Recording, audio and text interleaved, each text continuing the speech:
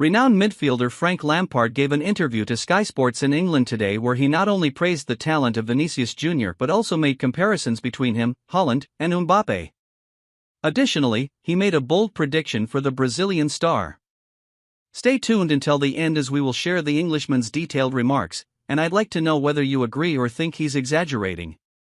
As I mentioned in the last video, with Real Madrid's qualification against City in the La Liga title almost secured after defeating Barcelona this Sunday, people are really waking up to the possibility that this could be a season where Vinicius Jr. has a real shot at the Ballon d'Or.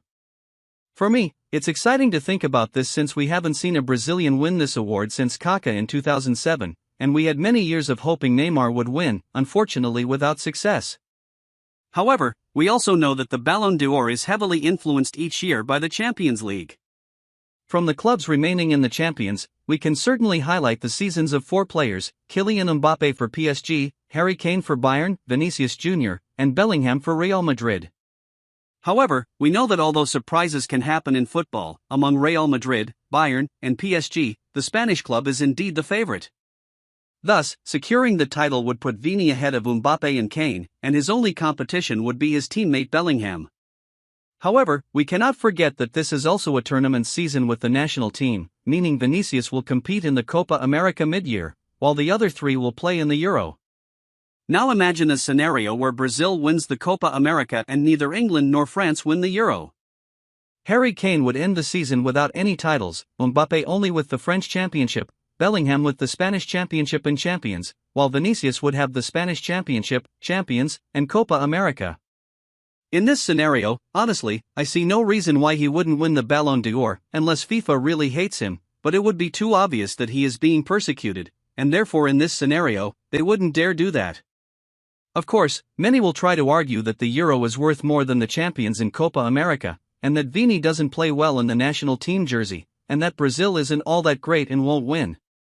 Well, we still don't know how his performance in the Copa America will be, but the fact is that if the Brazil team under Diniz was totally discredited, losing 3 in a row and drawing with Venezuela, the work with Dorival has already shown a different face that gives us more hope. Honestly, from the little he has shown, I think Brazil enters with total chances to compete for the title on equal footing with Argentina and Uruguay, meaning this change of coach and environment in the national team also greatly favors this possibility that I'm discussing about Vini. Another reason that helps him a lot is some of the records he has been breaking and reaching little by little. For example, he recently became the Brazilian with the most goals in the history of El Clásico, surpassing names like Neymar, Ronaldinho, and Ronaldo, with 7 goals and 4 assists in 17 games against Barca. And that's exactly what Frank Lampard talked about today, about Vinicius' current performance and about him being at a level where we start to put his name among the favorites for the Ballon d'Or. Check out everything the Englishman said to Sky Sports. I've been watching all of this Champions games, especially those of Madrid, and I can assert, no player is having more impact on the matches than Vinicius Jr. You can see the fear in the opponent when he gets the ball and goes forward. Even in games where he doesn't perform as well, he maintains his consistency of goals or assists. Other big names like Haaland and Mbappe still can't show this consistency in the Champions League.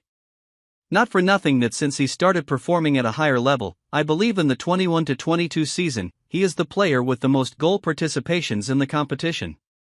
I saw Ancelotti's interview where he talked about Vinicius after the game against Barcelona this weekend, and I totally agree with his words.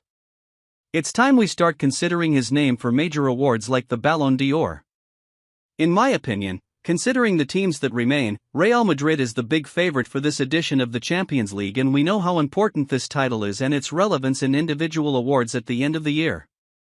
And to further help Vinicius, Brazil is also growing and will be one of the favorites for the Copa America. Of course, he will have great competitors in this fight like Mbappe and Bellinger, as the Eurocup is also very important and prestigious, but honestly, if things happen as I think they will, this Ballon d'Or has everything to return to Brazil, and Vinicius Jr. is the chosen name for it. I particularly think he's a brilliant player and, as mentioned before, with a decision-making power at great heights, which generates fear in opponents. For me, the coolest thing is to see his evolution, as it wasn't always like this. It's clear he was still very young, and it's not easy to play at Real Madrid at 18, but when he arrived his performance wasn't even close to what it is today.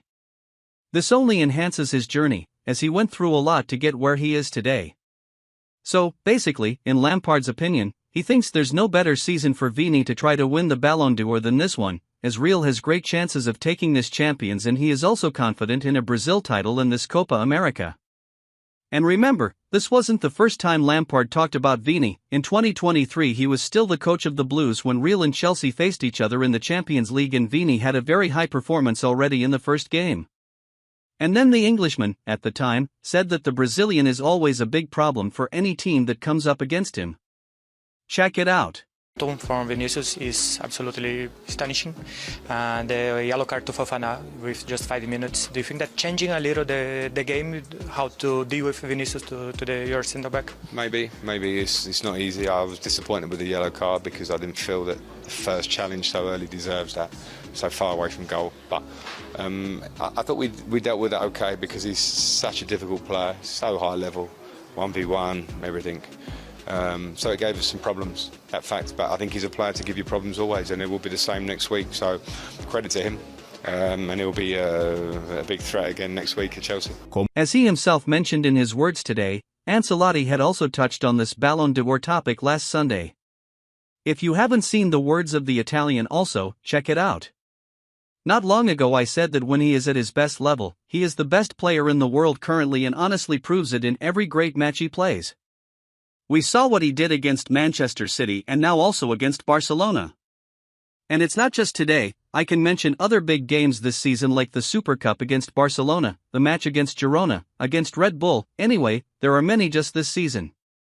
Because of all this and given his recent performances and the impact he's been managing to make, I think it's about time we start putting him at the level he truly deserves considering his numbers and achievements in recent years.